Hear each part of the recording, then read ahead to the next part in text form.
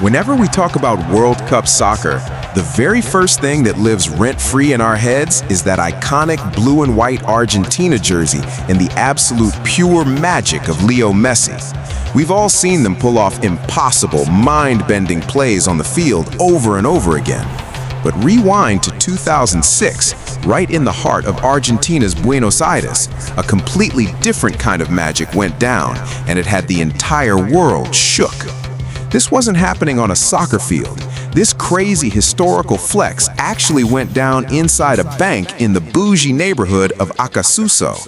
It was a massive big brain play, kicking off what would go down as the absolute biggest, most legendary bank heist in the history of Argentina. We've all binged those mid-movies where bank robbers go in guns blazing with explosives. But these guys, they traded bullets for pure big brain energy. Before we dive deep into this wildly thrilling story, welcome to Neutrix Vision, guys, and smash that subscribe button right now because we've got way more insane lore drops coming your way. So the spotlight today is on Banco Río in Buenos Aires, a bank totally decked out with the most high-tech, next-level security systems of its time. The real MVP of this place was its crazy secure underground vaults, basically a fortress hoarding millions in cash, gold, and top-secret documents for Argentina's top 1%. We're talking about an absolute stronghold, totally locked down so tight that not even the cops or the actual military could easily bust their way inside.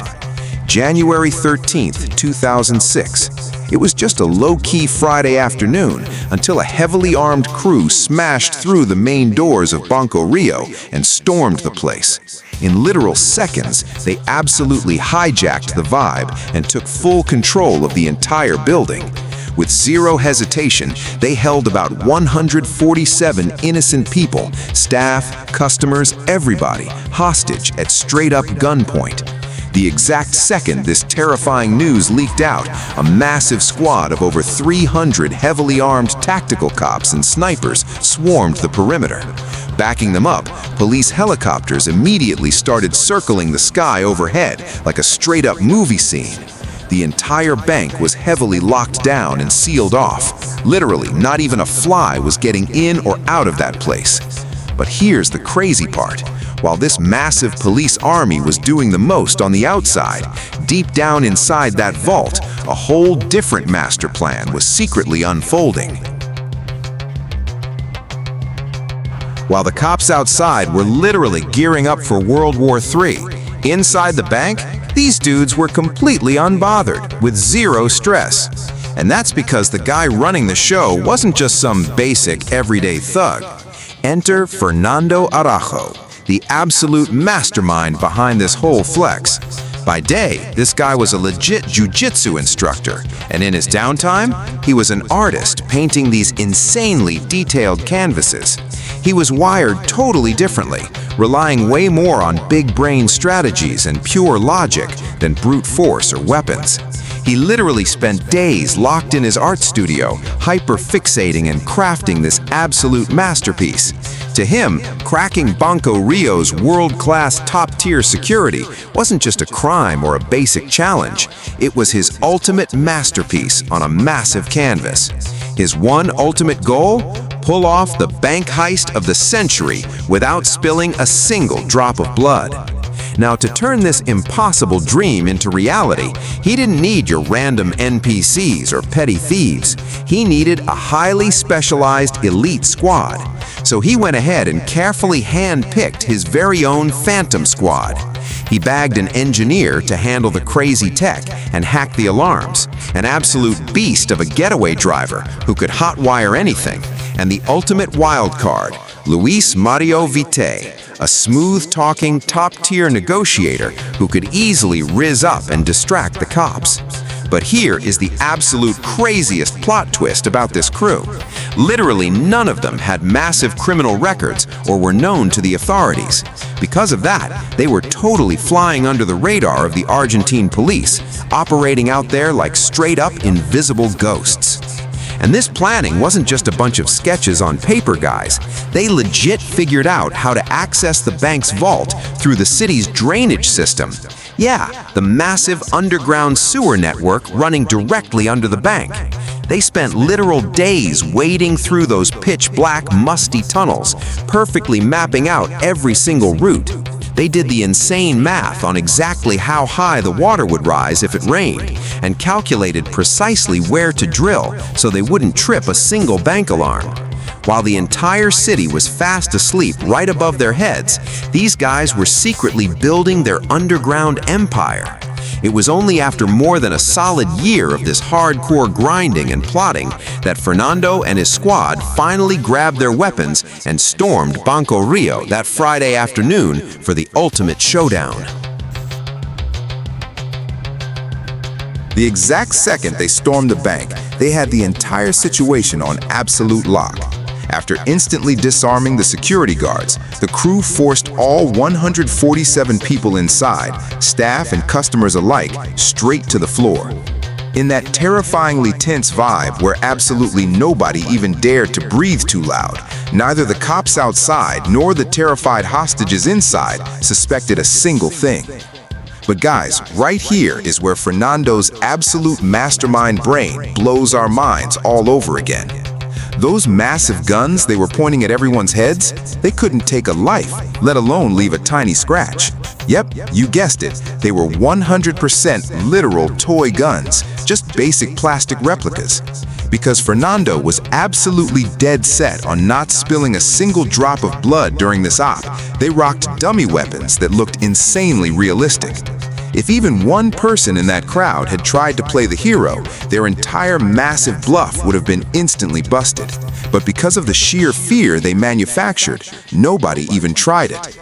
So a tight crew of exactly 6 guys was behind this entire master operation. While one guy waited outside on standby with the getaway ride, the other 5 breached the actual bank. Their roles were split up with insane precision.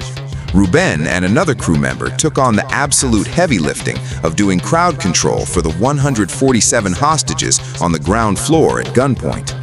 Right after that, Fernando, the mastermind, and Sebastian, the engineer, completely ghosted and rushed straight down to that massive underground vault. But meanwhile, to handle the restless army of over 300 tactical cops waiting outside, the 5th guy, Luis Mario Vitet, stayed posted right there on the ground floor. Flexing a stupidly expensive gray suit, this smooth negotiator stepped up looking straight out of a Hollywood movie. Chilling at the bank's reception desk, he started trolling the police commanders outside using the actual landline telephone. He literally threatened over the phone that if the cops tried to force their way in, he would level the whole building with explosives. And this wasn't just your basic threat, it was an absolute masterclass performance that only a top-tier actor could pull off. Committing completely to the bit, Luis Mario literally told the cops over the phone that the hostages were getting hungry and successfully ordered them to deliver pizzas and cold drinks. The tactical cops outside were completely convinced that this was just a basic fumbled robbery, assuming the crew would crash out as time dragged on and eventually just surrender. Because of that, the police actively tried to stall and drag out the timeline as much as possible. But guys, the reality was the exact opposite. This time was the exact thing the robbers desperately needed. While Luis Mario was upstairs on the ground floor completely gaslighting and stalling the cops with his words, down in the underground vault, Fernando and Sebastian were literally drilling straight into the heart of the bank. As the cops outside were cooking up their so-called best tactical strategies, they had zero clue they were just basic spectators in this massive movie. With every single second the police wasted, down in the vault, the crew was getting closer and closer to that massive, insane stash of millions in cash and pure gold. While Luis Mario was upstairs on the ground floor completely finessing the cops and casually munching on pizza to waste time, down in the bank's most secure underground vault, the real operation was kicking off. Fernando and Sebastian completely bypassed the heavy vault doors and broke right inside. We're talking hundreds of high-security safe deposit boxes holding the private fortunes of Argentina's top 1%. Normally, trying to smash open these thick steel boxes would take literal hours per box. But Sebastian, being the big brain engineer he is, showed up with a custom-designed hydraulic tool he built specifically for this heist. Using this insane gear completely silently, they started popping those steel lockers open one by one in literal seconds. With a massive army of cops standing guard outside, these two dudes were inside effortlessly dismantling the bank's ultimate security fortress without a single interruption. Every single time a locker popped open, the sheer amount of wealth inside was absolutely blinding. These safe deposit boxes weren't holding regular citizens' pennies. This was straight-up untraceable dirty money and pure gold belonging to the country's top power players and shady CEOs. We're talking massive stacks of US dollars, euros, solid gold bars, diamond jewelry worth literal fortunes, and top-secret documents that would completely ruin some massive names if they ever leaked. They broke into over 140 safe deposit boxes right then and there. Without wasting a single second, they speed ran the whole thing, grabbing only the highest value, completely untraceable cash and gold and bagging it all up into their massive duffel bags. They literally crammed somewhere between 15 to 20 mil into those bags that day. Hours flew by, and outside the sun was already starting to set. As time dragged on and the crew went totally quiet, the cops assumed they were getting mentally exhausted and tweaking. Deciding that waiting around was completely pointless, the police commanders made the call to send in the commandos any minute to storm the bank, take down the crew, and rescue the hostages. Argentina's elite SWAT team, known as Grupo Halcón, was fully geared up with weapons, standing by to smash through the bank doors. But Fernando and his squad had already predicted every single one of these tactical moves, and honestly, they didn't even need to be in that bank anymore. Their bags were completely loaded with an absolute mountain of wealth. All that was left was the final escape.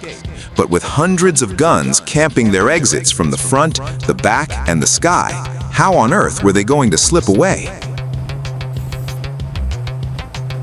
Right as the heavily armed cops were gearing up to smash through the bank's front doors, these robbers didn't make a run for the exit. They went straight down. Deep inside the vault, they shoved aside a massive iron cabinet, and sitting right behind it, a secret tunnel they had literally spent months grinding out. We're talking about a super narrow passageway that dropped straight into the city's main storm drains. Lugging those insanely heavy bags stuffed with millions in cash and solid gold, they slipped down into the darkness. And waiting for them right there in the city's sewage waters were pre-stashed, fully gassed up inflatable rubber boats.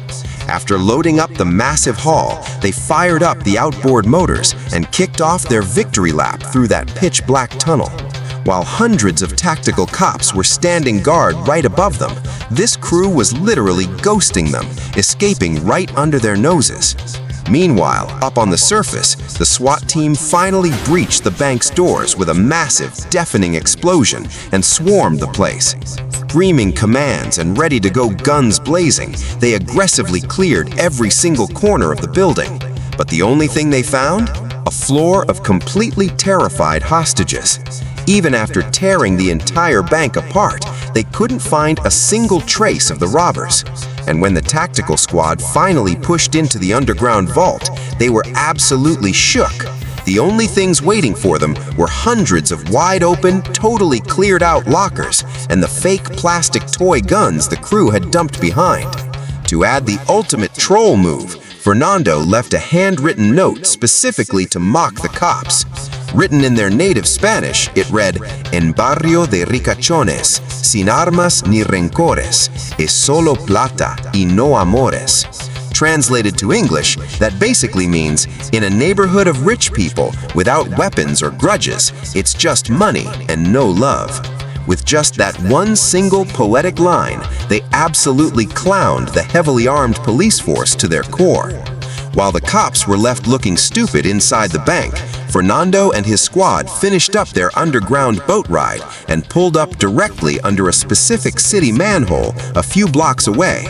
Waiting right there for them was their getaway driver, the sixth member of the crew. But this wasn't just some basic rental van. It was completely modded out, with a massive trap door cut straight through the floorboard.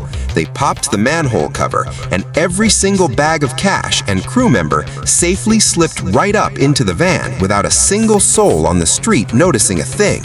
They ditched the rubber boats and the rest of their gear right there in the sewer, and the driver floored it. With police sirens absolutely blaring all over the city, they seamlessly blended right into regular traffic, piecing out with millions of dollars. They had officially just pulled off the most legendary, flawless bank heist in the history of Argentina, all without spilling a single drop of blood. At this point, the Argentine police and investigative agencies were literally lost in the sauce, completely left in the dark. They couldn't pull a single fingerprint from inside the bank, and scrubbing the CCTV footage gave them absolutely zero clues to ID the crew. Even the literal weapons the robbers used turned out to be basic plastic toy guns, so tracing the hardware hit an absolute dead end too. After smoothly splitting up over $20 million, which flexes to a stupidly massive bag in today's money, Fernando and his squad completely went off the grid and started living their best lives. This case was officially going down in history as the world's most flawless crime, the ultimate, untouchable heist where the bad guys actually win. But here's the crazy plot twist. No matter how big-brained the master plan was, Fernando totally miscalculated the one thing that would actually become their final boss: basic human emotion. It wasn't some next-level police investigation or top-tier forensic science that finally took down this untouchable crew. It was literally the most toxic, dangerous human emotion ever: straight-up revenge. Remember Ruben, the guy from the squad who was holding all the hostages at gunpoint?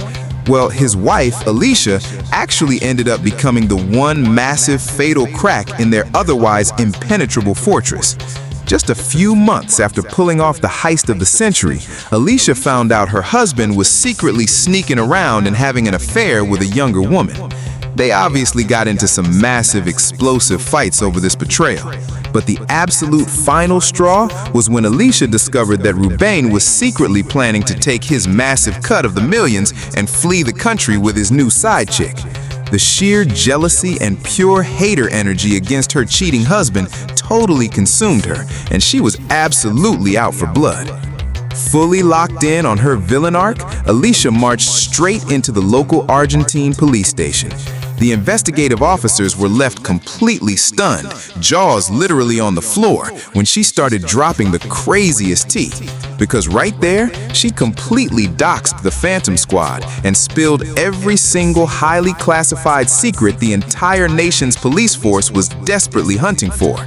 She didn't just snitch on Ruben, she totally sold out every single member of the crew, including the mastermind Fernando, handing the cops their exact names, their secret hideouts, and the precise locations where they were stashing all the loot. And just like that, the final, totally tragic chapter of this flawless robbery was officially written. Armed with Alicia's massive info dump, the cops moved at lightning speed and completely pulled up on him. These absolute legends who effortlessly hacked and shattered a bank's world-class security fortress were ultimately busted and dragged in one by one, all because of some petty, messy domestic drama back home. Sure, the cops managed to round up the entire crew, but honestly, it was nowhere near a total W for the police force. Out of that multi-million-dollar bag they bagged from the vault, the authorities could only recover an insanely tiny percentage of the loot.